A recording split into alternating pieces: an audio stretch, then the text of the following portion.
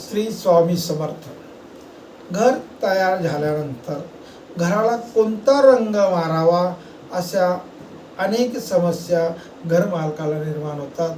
प्रत्येकजण आपापल्या सोयीनुसार त्या ठिकाणी प्रत्येकाला सुचवत असतो, परंतु रंग थेरपी आणि श्री स्वामी समर्थ मार्गातून काही गोष्टी आपल्याला वास्तुशास्त्रात योग्य अशा सांगण्यात आलेल्या आहेत.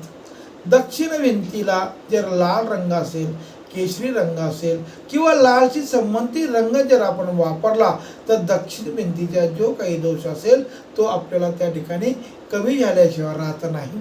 उत्तर भिंतीला किंवा पूर्व भिंतीला पिस्ता कलर जर आपण मारला तर उत्तर आणि पूर्वेच्या त्या ठिकाणचा दोष कमी होतो. त्याचप्रमाणे आग्नेय भिंतीला लाल आणि इतर वरच्या बाजूला स्काय ब्ल्यू किंवा व्हाईट कलर आपण जर त्या ठिकाणी वापर केला तर कलर थेरपीप्रमाणे वास्तुदोष कमी व्हायला वेळ लागत नाही. त्याचप्रमाणे किचन ओट्याची जर जो काही ओटा आपण वापरतो तो काळ्या रंगाचा दगड घेऊ नये. त्या ठिकाणी ब्राऊन कलर किंवा ग्रीन कलरचा दगड आपण वापरला तर किचन ओट्याचा जो दोष असेल तो आपल्याला कमी झालेला आढळून येतो. किचन ओट्या ते असताना पूर्वेकडे तोंड करून आपण स्वयंपाक करावा हे मागच्या व्हिडिओत आपण सांगितलेलंच आहे.